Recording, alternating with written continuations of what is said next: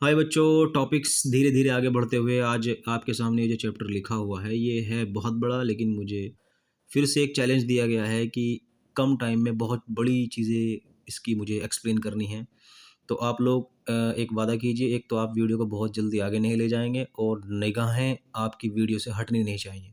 अगर आपने इन दोनों में से कोई एक काम कर लिया, फिर ये वीडियो समझ में आए या ना आए, मुझे इसकी गारंटी नहीं देनी।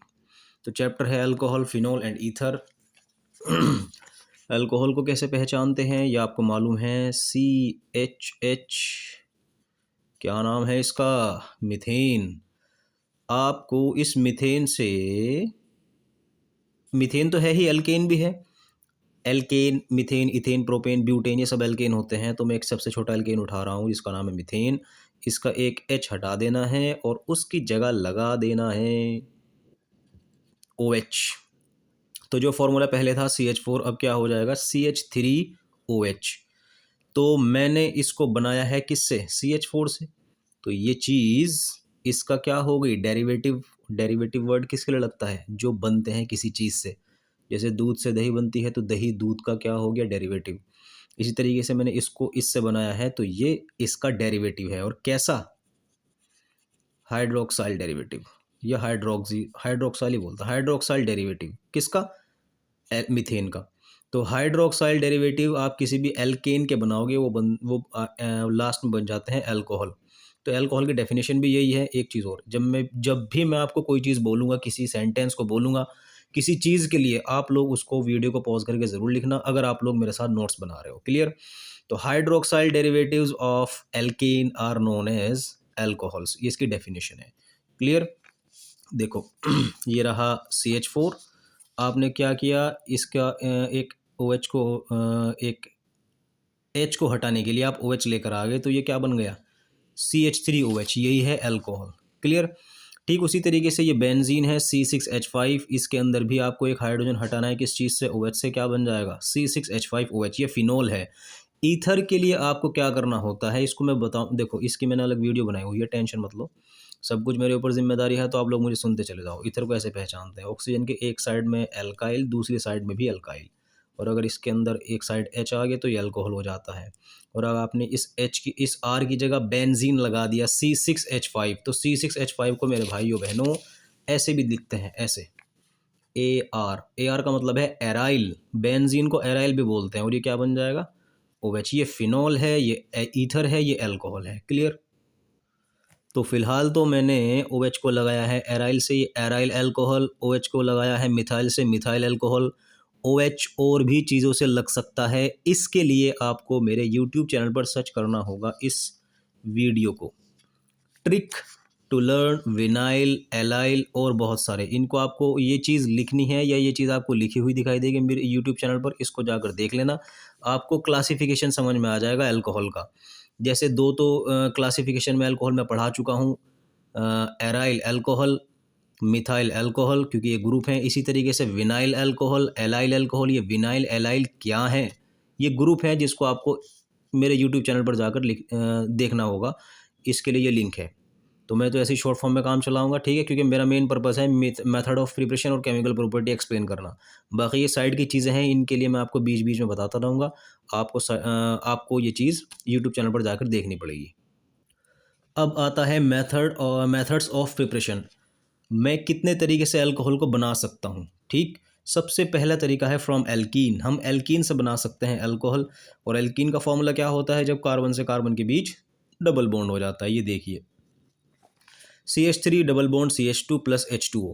आप लोगों को देखना है कि H2O कितने पार्ट रखता है, H पॉजिटिव, OH नेगेटिव। और ये हर बच्चे को पता होना चाहिए कि जो डबल बॉन्डेड कार्बन होता है उसको बीमारी होती है सिंगल बॉन्ड में कन्वर्ट होने की। प्लीज़ मुझे सिंगल बॉन्ड में कन्वर्ट कर दो। तो इसका तरीका ये है कि आप इन दोनों कार्बन पर कोई चीज़ ऐड कर दें। तो H2O का H इस पर लगा दीजिए, OH इस पर लगा दीजिए और डबल कन्वर्ट हो जाएगा सिंगल में। ठीक है, ये क्या हो गया CH3, और ये ऑलरेडी CH2 था तो इसके साथ मैंने क्या लगा दिया, OH। इसके पार्ट आपको पहले ही मालूम थे, H positive OH negative. Part water के यही पार्ट होते हैं, H positive OH negative. Clear. इसमें एक थोड़ा सा पॉइंट ऐड कर देता हूँ, अगर आपको ऐसी एल्कीन मिल जाए जिसके अंदर डबल बॉन्ड के दोनों साइड में अलग अलग कार्बन नज़र आ रहे हों, तब आप H2O का नेगेटिव पार्ट उस कार्बन से अटैच कर देना जिस पर हाइड्रोजन कम है, कम है, कम है, यानी ये वाला। यहाँ OH लगेगा, यहाँ H लगेगा। वहाँ ऊपर मर्जी थी आपकी, चाहे जहाँ जो भी लगा देते, लेकिन यहाँ पर आपको OH यहाँ लगाना है, H यहाँ लगाना है। यह है मार्कोनिकॉव रूल। कुछ ने सुना होगा और जिन्होंने नहीं सुना वो नोट कर लें। यही मार्कोनिकॉव रूल है कि नेगेटिव पार्ट उस कार्बन से अटैच करते हैं जिस पर हाइड्रोजन कम हो। अब दूसरा तरीका पढ़ाते हैं, from aldehyde and ketone. Aldehyde को आप लोग कैसे पहचानोगे? ये होता है एल्डिहाइड, इसकी स्ट्रक्चर ऐसी होती है, ये CHO की स्ट्रक्चर ऐसी बनती है, यानी कार्बन और ऑक्सीजन के बीच डबल बॉन्ड होता है। और दिखता कैसा है कि ऑक्सीजन हाइड्रोजन से अटैच है? नहीं, जब आप इसकी स्ट्रक्चर खोलोगे तो ऐसे दिखाई देगा। आपको इसका कर देना है रिडक्शन। H का मतलब होता है रिडक्शन, क्योंकि H ऐड होंगे, और कितना ऐड होंगे? 2। एक बार H यहाँ लगा देना। जो मैंने आपको बोल दिया कि डबल बॉन्ड को सिंगल में कन्वर्ट होना है, तो यहाँ कार्बन बेचारा डबल बॉन्डेड है, ये कह रहा है यार एक इधर H लगा दो, एक इधर H लगा दो, और मेरा डबल कन्वर्ट कर दो सिंगल में। तो जब यहाँ कार्बन के साथ पहले ही H लगा हुआ था, एक H और लग गया, तो ये कार्बन क्या हो गया? CH2। और इसी कार्बन के साथ क्या लगा हुआ है अब? OH। डबल तो ख़त्म हो चुका, OH। क्लियर हो गया आपको? यानी पूरा CHO बदल दिया गया है काहे में? CH2OH में। यहाँ तक कोई प्रॉब्लम तो नहीं है आपको? आपको ईजी वे में एक्सप्लेन करने के लिए मैं बस इतनी बात कहूँगा, ये जो CHO था ना, इस स्ट्रक्चर को तो मैंने बता दिया कैसे खुलती है। एक H यहाँ लगा दो, एक H यहाँ लगा दो। जब आप यहाँ H लगाओगे तो ऑलरेडी H लगा हुआ है, कितने H हो जाएंगे? 2। तो CH2OH, यहाँ भी तो लग जाएगा ना H। यहाँ तक कोई प्रॉब्लम? तो ये चीज़ मैं आपको यहाँ बताना चाहता था। CH3CHO, वो जो मैं यहाँ लिख रहा था ना, ये H, यहाँ मैंने H को प्रोड्यूस करने वाला लिख दिया, NaBH4। ये अपने अंदर से H निकालता है, एक यहाँ लग जाएगा, एक यहाँ लग जाएगा, ये हो जाएगा CH2OH। समझ में आ गई बात आपको? तो एल्डिहाइड का रिडक्शन हमेशा देता है अल्कोहल। और कौन सा अल्कोहल? देखो, OH के साथ अगर लगा हो CH2 तो ये हो जाता है प्राइमरी अल्कोहल, माने 1 डिग्री। क्लियर? अब उसके बाद कीटोन को पहचानिए। जैसे मैंने आपको ये बताया था कि ये एल्डिहाइड होता है ना? अगर इसकी दोनों साइड में आपने CH3 और CH3 लगा दिया, अब ये ही बन जाएगा कीटोन। जैसे ये रहा CH3COCH3, मैं फिर से लेकर आया NaBH4 और रिडक्शन कर दिया। फिर से वही बीमारी, कार्बन और ऑक्सीजन के बीच क्या था? Double bond. ये अपने अंदर से H निकालेगा, H यहाँ लग जाएगा, H यहाँ लग जाएगा, डबल काहे में कन्वर्ट हो जाएगा? सिंगल में। अब आप देखिए OH किसके साथ अटैच है? CH के साथ। वहाँ कहाँ अटैच था? OH CH2 के साथ। तो ये क्या बन जाएगा? 2 डिग्री अल्कोहल। आपको पहचान भी बता रहा हूँ। 1 डिग्री अल्कोहल में CH2, 2 डिग्री अल्कोहल में CH, और 3 डिग्री में कार्बन पर हाइड्रोजन होते ही नहीं। और ये NaBH4 एक रिड्यूसिंग एजेंट की तरह यहाँ यूज़ हो रहा है। उसके बाद है फ्रॉम हेलोएल्केन्स। हम इनसे भी बना सकते हैं अल्कोहल को। कैसे? ये रहा CH3CH2Cl, रिएक्शन होगी एक्वस के OH के साथ। ये बड़ा बहुत आसानी से रिएक्शन करता है। K के साथ Cl चला जाएगा और ये OH लग जाएगा Cl की जगह, बन गया अल्कोहल। ये थोड़ा इजी है, इसमें मुझे ज़्यादा एक्सप्लेन करना भी नहीं है। उसके बाद आता है from Grignard reagent. Grignard reagent का फॉर्मूला होता है RMgX। वैसे मैं आपको बता दूं, ये सबसे इम्पोर्टेंट मेथड ऑफ प्रिपरेशन है, इस पर क्वेश्चन बनते हैं। ये सबसे ज़्यादा इम्पोर्टेंट है, फिर बोल रहा हूँ। देखो अब होगा क्या, आपको थोड़ा सा दिमाग लगाना है ना। देखो ये इम्पोर्टेंट है, इसलिए मुझे इसको थोड़ा ज़्यादा टाइम देना पड़ेगा। देखो इधर ध्यान दो, ये है कार्बोनाइल ग्रुप CO। ये एल्डिहाइड के अंदर भी मिलता है और कीटोन के अंदर भी। क्लियर? तो आपको इसकी रिएक्शन करानी है RMgX के साथ। ध्यान से सुनते रहना, ये इंपॉर्टेंट है। इसको जब रिएक्शन कराते हो तो RMgX के पार्ट जो मैं आपको बताऊंगा ये फिक्स है पूरी केमिस्ट्री के अंदर। ऐसे MgX पर पॉजिटिव और इस पर क्या चार्ज आएगा? नेगेटिव। पॉजिटिव क्यों आया? क्योंकि Mg पर 2 पॉजिटिव होते हैं और 2 पॉजिटिव में से एक पॉजिटिव इसने न्यूट्रल कर दिया, क्योंकि ये हेलोजन है और हेलोजन पर क्या चार्ज होता है? नेगेटिव। तो 2 पॉजिटिव 1 नेगेटिव कैंसिल होकर कितना बचेगा? 1 पॉजिटिव बचेगा ना। तो पूरे MgX पर एक पॉजिटिव होता है और R पर नेगेटिव होता है। अब आप इसको ध्यान दो, मैं क्या बता रहा हूँ। ये ऐसे गया, इस एरो का मतलब होता है कि इलेक्ट्रॉन्स का फ्लो भागे जा रहे हैं। तो डबल बॉन्ड के इलेक्ट्रॉन्स कहाँ शिफ्ट हो गए? ऑक्सीजन पर। ऑक्सीजन पर क्या चार्ज आएगा? नेगेटिव। इस पर पॉजिटिव, इसका पॉजिटिव, इसका नेगेटिव, इसका नेगेटिव, इसका पॉजिटिव। कुछ ये बनेगा क्या? देखो ऑक्सीजन पर क्या चार्ज आया था? नेगेटिव। तो नेगेटिव के साथ कौन अटैच हो जाएगा? Mgx लग चुका। और कार्बन पर क्या चार्ज आएगा? पॉजिटिव, क्योंकि इससे इलेक्ट्रॉन दूर जा रहे हैं। तो R पर क्या चार्ज आएगा? नेगेटिव। और इस कार्बन पर क्या चार्ज था? पॉजिटिव। तो ये R किस पर अटैक कर देगा? क्लियर? इसकी एक बीमारी है, ये कभी एक स्टेप में रिएक्शन नहीं करता। एक बार तो हो गई, ये आपको पता लग गया कि कौन कौन सी चीज़ ऐड हुई। उसके बाद है फिर से H2O के साथ रिएक्शन, ये फिक्स है। ग्रिग्नार्ड रिएजेंट हमेशा 2 ही स्टेप में रिएक्शन करता है, ये आपको पता होनी चाहिए। पहला कुछ भी हो, लेकिन दूसरा फिक्स है, और वो है वाटर के साथ रिएक्शन। तो H2O के फिर से पार्ट कर लीजिए, HOH, और इसके पार्ट आपको मालूम है Mgx के साथ। Mgx पर क्या चार्ज होता है? पॉजिटिव। तो इसके साथ क्या चला जाएगा? इसके साथ ये बनेगा MgOH। Mgx के साथ OH चला गया, किसका? वाटर का। और वाटर का H पूरे Mgx के साथ, पूरी Mgx की जगह लग जाएगा, ये लग चुका। तो ये बन गया अल्कोहल। अब यहाँ टेंशन है कि सर ये कौन सा अल्कोहल बनाया आपने? Primary, secondary, tertiary. देखो भाई, अब मेरा लॉजिक समझना। एक तो आपको ये लिख, देखो ये स्टेप बाय स्टेप लिखते रहना। एक तो ये लिखना आपको कॉपी के अंदर, ठीक। अब मैं इसमें क्या चेंज कर रहा हूँ? जो चेंज करूंगा वो नेक्स्ट लाइन में लिख देना, जो चेंज करूंगा फिर नेक्स्ट, क्योंकि इसके अंदर बहुत सारे चेंजेस होंगे। अभी मैं इसको देखना चाहता हूँ प्राइमरी अल्कोहल की तरह, माने 1 डिग्री अल्कोहल। अभी मैंने आपको ऊपर पढ़ाया था कि प्राइमरी को कैसे पहचानते हैं? जब OH लगा हो CH2 के साथ, तो आप यहाँ क्या करोगे? इसको प्राइमरी बनाने के लिए H यानी OH ऐसे कार्बन से अटैच है जिस पर 2 हाइड्रोजन लगे हुए हैं, बन गया ना 1 डिग्री। ये चेंजिंग पीछे की साइड में करते चले जाओ, करते चले जाओ। तो ये जो फॉर्मूला बना है ये क्या है? ये फॉर्मूला ये है HCHO, यानी HCHO ग्रिग्नार्ड रिएजेंट के साथ मुझे देगा प्राइमरी अल्कोहल, या ग्रिग्नार्ड रिएजेंट HCHO के साथ, इसका नाम फॉर्मल्डिहाइड है। ग्रिग्नार्ड रिएजेंट फॉर्मल्डिहाइड के साथ मुझे देगा प्राइमरी अल्कोहल। क्लियर? अब मैं इसी मेथड को फॉलो करते हुए सेकेंडरी अल्कोहल बनाना चाहता हूँ। तो आप अब नेक्स्ट लाइन प्रिपेयर कर लो, नेक्स्ट लाइन लिखनी शुरू कर दो, क्योंकि जो मैं चेंज करके लाऊंगा वो आपकी नेक्स्ट लाइन में आना चाहिए। और अगर आप ये लॉजिक सीख जाएंगे जो मैं समझा रहा हूँ, तो कहना ही क्या। अब मुझे इसको सेकेंडरी अल्कोहल बनाना है ना। सेकेंडरी अल्कोहल तो वो होता है जिसके अंदर OH ऐसे कार्बन से अटैच हो जिस पर एक ही हाइड्रोजन हो। देखिए CH3, मैंने उस H को हटाकर क्या लगा दिया? CH3। तो OH ऐसे कार्बन से अटैच है जिस पर एक ही हाइड्रोजन लग रहा है, CH3। ये आपको दूसरी लाइन में लिखना। आप 2 लाइन में आएगा कम से कम, तो ये क्योंकि अच्छा खासा बड़ा है। तो ये क्या बना फिर? ये बन गया है अब आपका CH3CHO। ये था HCHO, ये है CH3CHO। ग्रिग्नार्ड रिएजेंट के साथ मुझे सेकेंडरी अल्कोहल देता है, HCHO प्राइमरी देता है। क्लियर हो गया? अब और आगे बढ़ गए, मैं तो इसको इसी मेथड का यूज़ करते हुए टर्शरी बनाना चाहता था। मैं क्या करूँगा? मैं यहाँ पर ले लूँगा 3 डिग्री, यहाँ बनाऊँगा CH3। ये थर्ड लाइन हो गई आपकी। अच्छा खासे नोट्स तैयार हो जाएंगे आपके। ये तीसरी लाइन में लिखना है आपको, क्योंकि ग्रिग्नार्ड रिएजेंट एक बेहतरीन रिएजेंट है। तो ये बना चुका। ये क्या था? ये था CH3COCH3। इसका नाम है कीटोन, एसीटोन इसका नेम है। तो देखो मतलब कहाँ तो कार्बन के साथ 2 हाइड्रोजन लगे हुए थे, मैंने दोनों को लपका के क्या लगा दिया? एक CH3 ये लगा दिया, एक CH3 लगा दिया। तो ketone gives tertiary alcohol after reaction with Grignard reagent.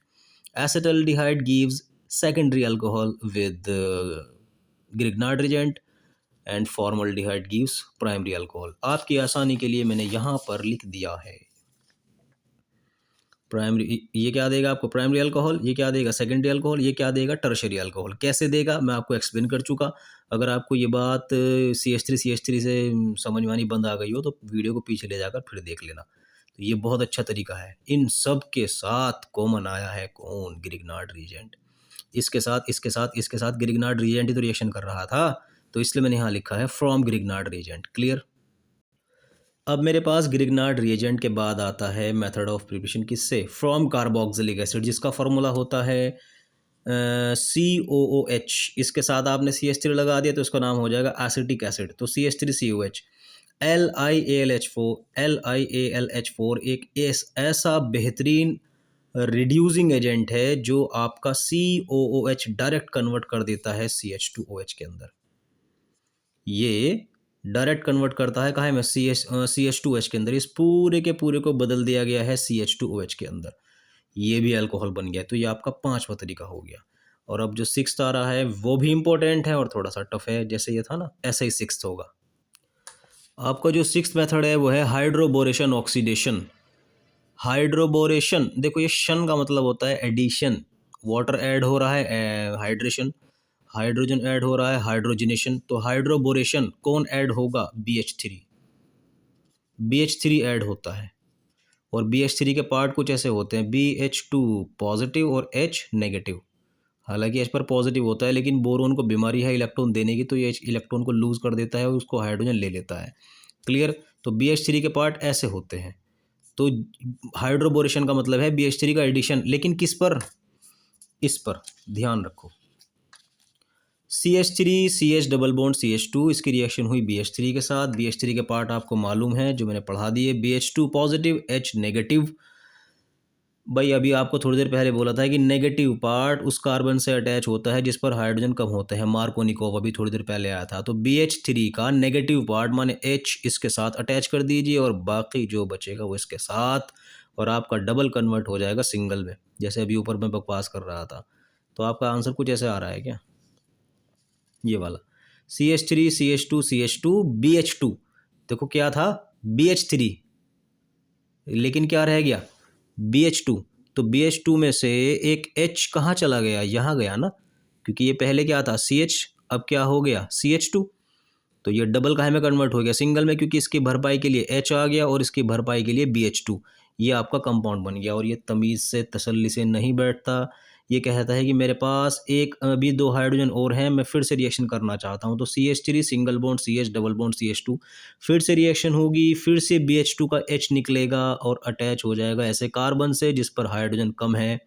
तो अभी तो इस जैसी यूनिट मेरे पास एक थी, अब एक और आने जा रही है, लेकिन कब आएगी, जब BH2 से एक H और निकल जाएगा। तो जब ये ऐड हो जाएगी तो BH2 का H2 नहीं रहेगा, वो तो H जा चुका। आपके पास इस जैसी यूनिट हो जाएंगी 2।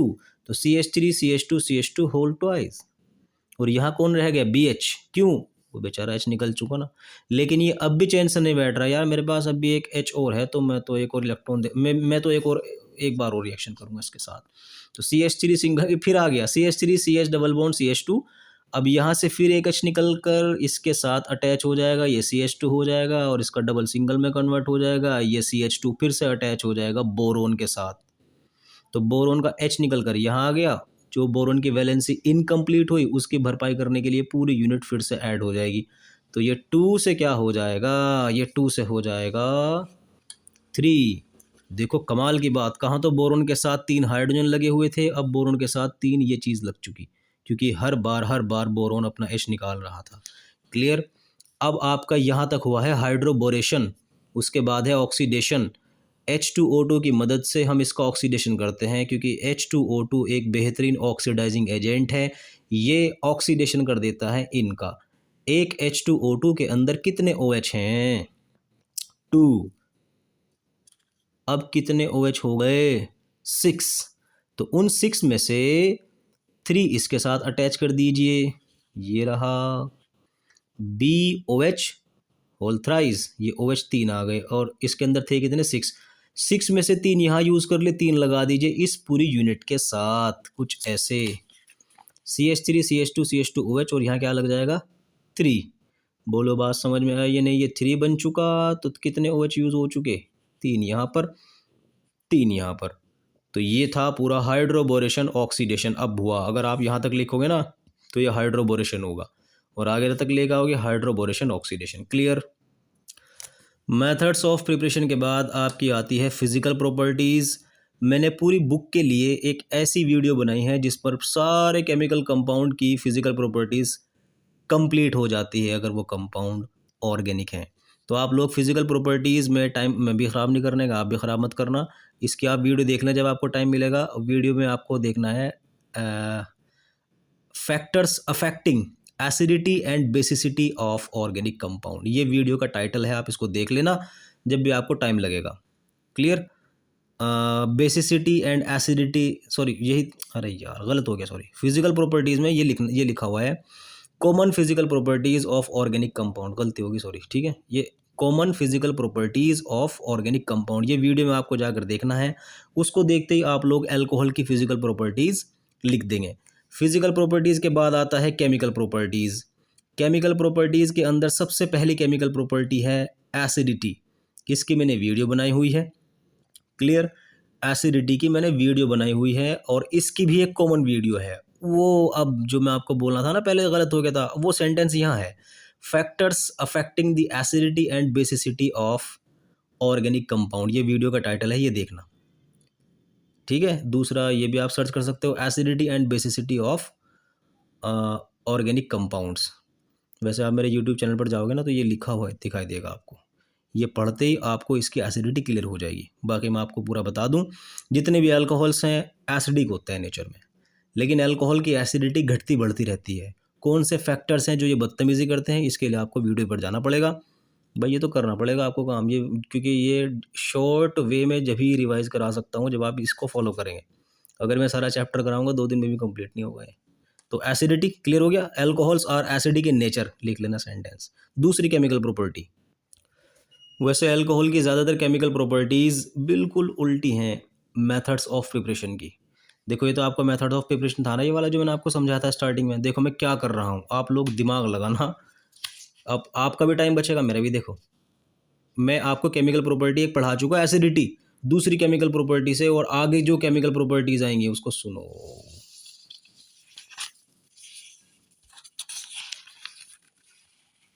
ये आपकी केमिकल प्रॉपर्टीज है। अल्कोहल का आपने अगर डिहाइड्रेशन कर दिया तो ये वापस एल्कीन में चले जाएंगे। वहाँ था ना ये, एल्कीन का हाइड्रेशन किया तो अल्कोहल बन गया ना, मेथड्स ऑफ प्रिपरेशन में था। अब मैं आपको केमिकल प्रॉपर्टी पढ़ा रहा हूँ। तो अल्कोहल्स डिहाइड्रेशन पे एल्कीन में कन्वर्ट हो जाते हैं। वो जो आपने ऐड किया था, एच यहाँ ओ एच यहाँ स्टार्टिंग में है ना, एच यहाँ ओ एच यहाँ, ये तो बना था। अब क्या करूँगा, एच यहाँ से निकाल दूंगा, ओ एच यहाँ से निकाल दूंगा। पास पास के कार्बन से जब दो चीज़ें खो जाती हैं तो उनके बीच डबल आ जाता है, बन गया। अरे बाबा ये वाली चीज़ें ये रखी नहीं गई, ये वाली बस ये बनाते वक्त है, ये केमिकल प्रॉपर्टी में आ गया। एल्कीन का हाइड्रेशन करोगे अल्कोहल बनेगा, अल्कोहल का डिहाइड्रेशन करोगे एल्कीन में कन्वर्ट हो जाएगी। बोलो बात समझ में आई या नहीं? ठीक है। तो ये आपका एसिड की प्रेजेंस में होता है, और ये हादसा भी एसिड की प्रेजेंस में हो रहा था। बस फ़र्क इतना है कि यहाँ आपको गर्म करना पड़ेगा, तभी तो वाटर मॉलिक्यूल निकलेगा। अब सेंटेंस बोल रहा हूँ केमिकल प्रॉपर्टी का सेकंड। एक तो पहला बोला था alcohols are acidic in nature, दूसरा है alcohols give alkene on dehydration. ठीक, उल्टा करते चले जाएंगे। ये आपकी सेकंड केमिकल प्रॉपर्टी हो गई। अब मैं आपको थोड़ा और बिजी कर दूं। एल्कीन से अल्कोहल का फॉर्मेशन और अल्कोहल से एल्कीन का फॉर्मेशन, मेरे भाई इससे इसका मैकेनिज्म है, इसकी मैंने वीडियो बनाई हुई है। ठीक है, ये आपको देखनी पड़ेगी वीडियो। मैकेनिज्म ऑफ, ये टाइटल बोल रहा हूँ मैं, mechanism of hydration of alkene and dehydration of alcohol. ये मैकेनिज्म है, ये आता है, इस पे क्वेश्चन है direct, write the mechanism of hydration of alkene या write the mechanism of dehydration of alcohol. तो ये मैंने आप बीच बीच में बता रहा हूँ, वीडियो तभी छोटी बनेगी, वरना अगर सब मेरे वही बकवास पर 2-3 दिन तक भी नहीं होने का, ये इतना बड़ा चैप्टर है। तो जहाँ जहाँ मैं आपको वीडियो का लिंक बता रहा हूँ, वीडियो के बारे में बता रहा हूँ, यूट्यूब चैनल पर जाकर टाइम मिलने पर ज़रूर देख लेना। तो ये है आपका ये वाला, क्या था, डिहाइड्रेशन पर क्या देते हैं, एल्कीन। अब उसके बाद आता है तीसरी केमिकल प्रॉपर्टी, ये अल्कोहल है ना आपका। अब थोड़ा फिर जब मैंने आपको बोल दिया कि ये सारी रिएक्शंस उल्टी हैं, जैसे इसको ये किया, इसका उल्टा फिर ये हो जाएगा। तो अगर आप CHO का रिडक्शन करके अल्कोहल बना रहे थे, तो अल्कोहल का ऑक्सीडेशन करके फिर से ये नहीं बन जाने का क्या? Alcohols give primary alcohols give aldehyde on oxidation, और सेकेंडरी अल्कोहल ऑक्सीडेशन पर क्या देंगे, कीटोन। तो ये चीज़ आपकी थी मेथड ऑफ प्रिपरेशन और ये चीज़ बन गई आपकी केमिकल प्रॉपर्टी। उल्टी हैं ज़्यादातर, कोई दिक्कत नहीं है। बस आपको याद रखना पड़ता है कि ये रिडक्शन में यूज़ होता है, ये ऑक्सीडेशन में यूज़ होता है। पीसीसी, पायरिडाइन क्रोमियम क्लोराइड इसका नेम है। क्लियर हो गया? कितनी हो गई? एसिडिटी सेकंड, थर्ड, अब फोर्थ। कितना आसान, ये यहाँ तक पहुँच गए थे। देखो अब क्या होगा, Cl को हटाकर OH लगा देता। हाँ, लो आ जाओ। CH3 CH2 OH plus HCl। चल भाई, H यहाँ से, OH यहाँ से, फिर से वही बन गया। Alcohols give hello alkene after reaction with HCl या HX। ये आपकी केमिकल प्रॉपर्टी हो गई। और आपकी नेक्स्ट केमिकल प्रॉपर्टी है कि अल्कोहल का जब भी स्ट्रॉन्ग ऑक्सीडाइजिंग एजेंट की मदद से ऑक्सीडेशन किया जाएगा तो आपके अल्कोहल कन्वर्ट हो जाएंगे कार्बोक्सिलिक एसिड में। ये भी उल्टी है रिएक्शन। देखो, कार्बोक्सिलिक एसिड का reduction strong reducing agent alcohol, alcohol का oxidation strong oxidising agent carboxylic acid. Strong बताना ज़रूरी है, क्यों? क्योंकि अगर आपने लाइट ऑक्सीडाइजिंग एजेंट ले लिया बहुत हल्का फुल्का सा, तो देखो अभी क्या हुआ था हादसा। CH2OH का ऑक्सीडेशन ही बहुत हल्का सा होता है, तो CH2OH को कहाँ में बदल देता है? CHO में। लेकिन अगर आप स्ट्रॉन्ग ऑक्सीडाइजिंग एजेंट ला रहे हो तब आपका क्लियर हो गया ना। आप मेरी ट्रिक देखो, मैं आपको स्टार्टिंग से यहाँ से पढ़ाता हुआ जा रहा था, सारी की सारी क्या चल रही थी, ये मेथड ऑफ प्रिपरेशन। अब मैंने जब ये नोट्स बना रहा था तो यहीं कहीं केमिकल प्रॉपर्टीज़, ताकि बच्चों का और मेरा टाइम बच जाए। ये सारी राइट साइड में केमिकल प्रॉपर्टीज़ लिखी हुई है। जब आप लोग नोट्स बनाओगे तो मेरी लैंग्वेज को भी कॉपी करना और ये चीज़ भी लिख लेना, ठीक है। तो ये अल्कोहल पूरी तरीके से कंप्लीट हो गया। ये सारी चल रही थी आपकी यहाँ तक, क्या चल रही थी? मेथड्स ऑफ प्रिपरेशन, ठीक। और यहाँ से क्या हो गया था? आपकी केमिकल प्रॉपर्टी। ये आप लोग अच्छी तरीके से नोट्स तैयार कर लेना। क्लियर? बस एक बात बता दूं आपको मैं, ल्यूकस रिएजेंट, ये रिएजेंट ऐसा है जो प्राइमरी सेकेंडरी टर्शियरी अल्कोहल में डिस्टिंग्विश करता है। तो HCl और ZnCl2 का मिक्सचर है। अल्कोहल की रिएक्शन जब भी आप इस मिक्सचर से कराओगे ये कैटलिस्ट की तरह यूज़ होता है और रिएक्शन मेन HCl के साथ होती है। H यहाँ से, OH यहाँ से। अगर आपका टर्शरी अल्कोहल है वो ल्यूकस, इस पूरे रिएक्शन को बोलते हैं ल्यूकस टेस्ट, और ये है रिएजेंट जो इस टेस्ट के अंदर यूज़ हो रहा है। तो ROH में OH चला जाता है, H यहाँ से चला जाता है, तो ये है आपका ल्यूकस टेस्ट। और ये केमिकल क्या है? Lucas reagent. Tertiary alcohol Lucas reagent के साथ टर्बिडिटी, धुंधलापन बहुत तेज़ी के साथ दे देते हैं। Tertiary alcohol gives tertiary alcohol gives turbidity with Leucus reagent immediately. Secondary alcohols give turbidity with Leucus reagent after 10 minutes, and primary alcohols don't give turbidity with Leucus reagent. ये test है जो primary secondary tertiary alcohol के बीच distinguish करता है। Test का नाम है Lucas test. अब आपका टॉपिक शुरू हो रहा है फिनोल। फिनोल को कैसे पहचानते हैं? बेंजीन रिंग के ऊपर होता है OH, ठीक है। इसको हम बनाएंगे फ्रॉम बेंजीन डाइजोनियम सॉल्ट। और ये मुझसे गलत हो गया, आपको रिएक्शन यहाँ से स्टार्ट करनी है। यहाँ से बेंजीन पर लगा हुआ है N2Cl, benzene diazonium chloride. Benzene diazonium chloride salt इसलिए बोल रहा हूँ क्योंकि इसके दो चार्ज हैं, एक पॉजिटिव है और एक नेगेटिव है। इसको डाइजोनियम सॉल्ट क्यों बोलते हैं? क्योंकि ये N2 जो है ये ऐसा होता है, ऐसे ये वाला। इसको बोलते हैं एजो। एक और एजो, एक एजो ये, एक एजो ये, तो ये क्या हो गया? Diazo. और इस पर लग गया क्या? बेंजीन। तो बेंजीन डाई एजो।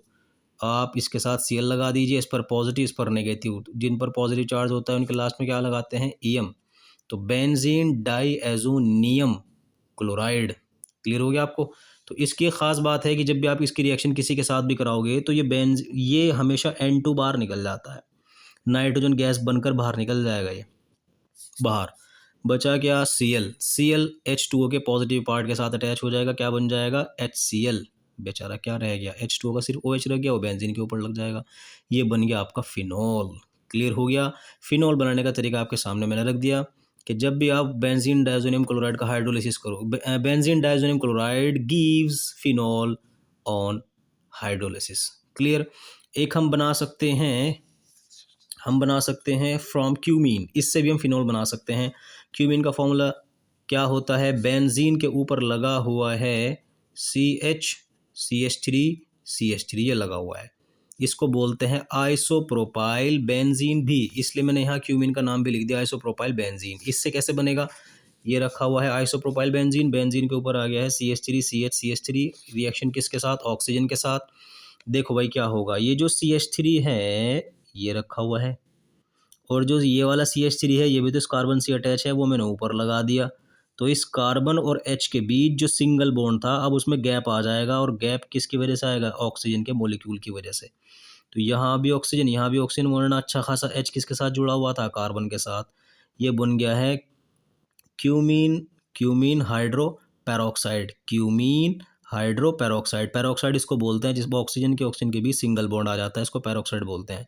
तो क्यूमीन हाइड्रो पैरोक्साइड का आपको हाइड्रोलिसिस करना है, ये पूरा पोर्शन ये वाला ये बाहर निकल जाएगा, जिसको बोलते हैं CH3CO, कीटोन बनकर बाहर निकल गया, बचा गया OH पूरा का पूरा बेंजीन रिंग पर आ जाएगा, ये रखा हुआ है। फिर से हमने फिनॉल बना लिया, यहाँ तक कोई प्रॉब्लम। अब आपके पास आता है फ्रॉम क्लोरोबेंजीन, ये बड़ा आसान है, बेंजीन पर लगा हुआ है Cl, एक्वस QH के साथ रिएक्शन करा दो, होगी नहीं, नॉर्मल टेम्परेचर पर ये रिएक्शन होती नहीं, क्योंकि Cl को अगर हटाना चाहोगे तो KOH का OH नेगेटिव हटा नहीं पाता, क्योंकि ये जो इलेक्ट्रॉनिक क्लाउड होता है ना बेंजीन पे, ये इलेक्ट्रॉन का क्लाउड होता है एक्चुअली। तो इलेक्ट्रॉनिक क्लाउड पर नेगेटिव चार्ज, OH पर भी नेगेटिव चार्ज, तो रिएक्शन ईजिली नहीं होगी। आपको इस एरो के ऊपर ये टेम्परेचर ज़रूर दिखाना पड़ेगा, अदरवाइज़ आप अपना दिमाग ख़राब कर रहे हो। यहाँ तक कोई प्रॉब्लम, ये आपकी रिएक्शन हो गई, फिर से बन गया क्या, फिनॉल। क्लियर। उसके बाद हम बना सकते हैं from benzene sulphonic acid. Benzene के ऊपर जब आता है SO3H तो इसको बोलते हैं बेंजीन सल्फोनिक एसिड, एसिड इस H की वजह से। कैसे बनेगा, आप लोग एन देखो, ये बेंजीन सल्फोनिक एसिड कैसे बनता है, इससे पहले भी अगर आप एक स्टेप लिखना चाहो तो लिख सकते हो। बेंजीन की रिएक्शन H2SO4 के साथ, तो H2SO4 से निकल कर आता है SO3H, वो इसके ऊपर लग जाता है। नहीं दिखाना चाहते, इससे भी काम चल जाएगा। बेंजीन सल्फोनिक एसिड की रिएक्शन NaOH के साथ, NaOH एक बेस है, यहाँ से OH निकल जाएगा, यहाँ से H निकल जाएगा, तो बेंजीन के ऊपर आ जाएगा SO3Na। छोड़ना नहीं है इसकी रिएक्शन, फिर NaOH के साथ करानी है। ये जो पूरा ये है NO, इसको तो जो छोड़, ये पूरा का पूरा पोर्शन NO का ऊपर चला जाएगा बेंजीन के ONA, बाकी क्या बचा, Na बच गया, H बच गया, SO3 भी बच गया, तो ये मिलकर क्या बनाएंगे, NaHSO3, सोडियम बाईसल्फाइड। तो ये पूरा ONA बेंजीन रिंग के ऊपर चला जाता है। अब आप इसको शक्ल दिखाएंगे किस चीज़ की, H पॉजिटिव की या एसिड की। सपोज HCl की शक्ल दिखा दी मैंने इसको, तो HCl की शक्ल देखने के बाद NaCl के साथ अटैच हो जाता है, और H कहाँ लग जाता है, बेंजीन रिंग पर। तो ये क्या बन गया आपका, ये बन गया फिनॉल। इस तरीके से मैंने आपको फोर्थ मेथड ऑफ प्रिपरेशन भी इसका पढ़ा दिया। अब आपको सिर्फ 4 ही मेथड करने थे इसके, इससे एक्स्ट्रा कुछ नहीं करना है। फिनॉल बनाने के 4 मेथड्स हैं। फिजिकल प्रॉपर्टीज़ में फिर से आपके लिए वही वीडियो, देखो जो कॉमन बना दिया ना मैंने, आपको अलग नहीं ढूंढना। फिजिकल प्रॉपर्टीज़ के अंदर फिर से वही मैंने वीडियो बना दी है, नाम वही बोलूँगा, common physical properties of organic compound. आप लोग उसको देखना, पूरी ऑर्गेनिक केमिस्ट्री पर भारी पड़ेगी वो वीडियो। उसके बाद आता है केमिकल प्रॉपर्टीज़, इसके लिए भी आपको जिस वीडियो के बारे में मैंने इससे पहले अल्कोहल में बताया था ना, वही वीडियो यहाँ भी है, क्योंकि मैंने अलग अलग ऐसे नहीं कि एक आकाश में एक पाताल, जो भी चीज़ कॉमन है वो मैंने कॉमन बना दी। तो एसिडिटी के लिए आप फिर से वही वीडियो देखोगे, factors affecting the acidity and basicity of organic compound, ये उसका टाइटल है। जाकर देखना, आपको मदद मिलेगी बहुत ज़्यादा। मैंने अलग अलग वीडियो नहीं बनाई ना, मुझे इस चीज़ में इंटरेस्ट है कि मेरे व्यूज़ बढ़ें या जो आजकल दुनिया सोचती है। मेरी मेन इंटेंशन है कि सिर्फ गरीब स्टूडेंट का भला हो जाए। और आप लोगों से भी रिक्वेस्ट है कि आप ये वीडियो वहाँ तक ज़रूर भेजना जो आपके आसपास हों, जो ट्यूशन नहीं लगा सकते, मजबूर हैं, वो फाइनेंशियली बड़ी प्रॉब्लम फेस कर रहे हो। तो ये फर्स्ट प्रॉपर्टी वही है अल्कोहल वाली। अल्कोहल भी एसिडिक होते हैं, फिनॉल भी एसिडिक होते हैं। ज़्यादा एसिडिक कौन होते हैं ये वीडियो बताएगी आपको। तो केमिकल प्रॉपर्टीज़ के अंदर पहली केमिकल प्रॉपर्टी थी एसिडिटी। अब फिर से मैं वही ट्रिक वही लॉजिक लगाऊंगा जो उससे पहले मैंने पढ़ाया था। फिनॉल की केमिकल प्रॉपर्टी को मैं बताने के लिए पेज मोड़ दूँगा ऐसे, ये आ गई आपकी केमिकल प्रॉपर्टीज़। देखो भाई, फिनॉल की रिएक्शन में Zn से कराने चला तो Zn बेचारा कहता है मेरी वैलेंसी 2 है। देखो उसका फॉर्मूला क्या है, C6H5 OH। तो ये Zn बोलता है मेरी वैलेंसी 2 है, मुझे एक ऑक्सीजन दे दे भाई भी, तो ये ऑक्सीजन चला जाएगा इसके साथ, क्या अटैच हो जाएगा ZnO। और ये अब ऑक्सीजन निकलेगा तो H किसके साथ लग जाएगा, इसके साथ, तो ये हो जाएगा 6, तो C6H6 माने क्या बनेगा, बेंजीन। सेंटेंस बोल दूं, phenol gives benzene after reaction with zinc. Clear.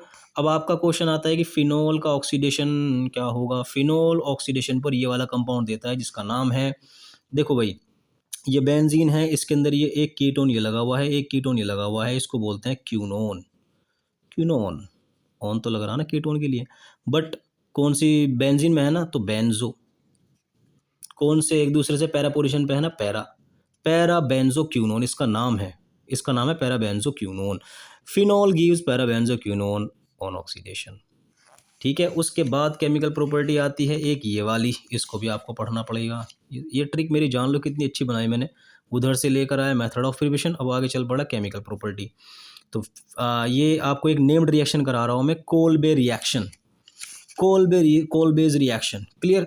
आपको क्या करना है, देखो भाई, फिनोल के इस साइड पर लगा देना है COOH, और वो लगता कैसा है, जब CO2 के साथ रिएक्शन होती है तब लगता है COH। ये CO2 अटैक करता है यहाँ पर, लेकिन ये फिनोल इनएक्टिव है, इसको एक्टिव करने के लिए हम सबसे पहले NaOH के साथ रिएक्शन करेंगे। OH यहाँ से निकल जाएगा, H यहाँ से निकल जाएगा, तो ऊपर क्या लग जाएगा, ONA। यह है sodium phenoxide, phen benzene को बोलते हैं। फिनोल इतना रिएक्टिव नहीं है जितना सोडियम फिनॉक्साइड। क्वेश्चन आता है कि आप डायरेक्ट करा देते हैं ना फिनोल की रिएक्शन CO2 के साथ, आपने फिनोल को सोडियम फिनॉक्साइड में क्यों कन्वर्ट किया, क्योंकि फिनोल इतना रिएक्टिव नहीं है जितना sodium phenoxide, electrophilic substitution reaction के लिए। ये पूरी एक इलेक्ट्रोफिलिक सब्स्टिट्यूशन रिएक्शन है, अभी चैप्टर में आपको एक्सप्लेन कर दूंगा बाद में कि ये होती क्या है। तो CO2 के साथ अब रिएक्शन होगी, अब ये हामी भर लेगा इस चीज़ के लिए, हाँ यार अब अटैक करना चाहिए मुझे, तो यहाँ पर अटैक कर लेगा कौन, COOH, ऊपर क्या लगा हुआ है, ONA। अभी आपको थोड़ी देर पहले पढ़ाया था कि ONA को OH में कन्वर्ट करने के लिए किसकी शक्ल दिखाते हैं, HCl की या H की, HCl की, सॉरी, H पॉजिटिव तो दिखा रहा है कि यहाँ कोई चीज़ एसिडिक है, फिर से वही, अगर HCl होता तो Na के साथ Cl लग जाता और H वहाँ जाकर लग जाता, तो ये बन गया आपका सैलिसिलिक एसिड। इसका नाम है सैलिसिलिक एसिड, याद रखना, सैलिसाइलिक एसिड भी बोलते हैं। क्लियर। इसका नेम है, इस पूरी रिएक्शन को बोलते हैं कोलबेज रिएक्शन, कभी कभी डायरेक्ट भी आती है, आपको याद होनी चाहिए। कोलबेज रिएक्शन के अंदर सिर्फ दो प्रोडक्ट, दो यूज़ होते हैं, एक NaOH यूज़ होता है, एक CO2, और तीसरा सॉरी H पॉजिटिव भी कभी कभी एक साथ आपको दे देता है और पूछता है इसका प्रोडक्ट बताओ।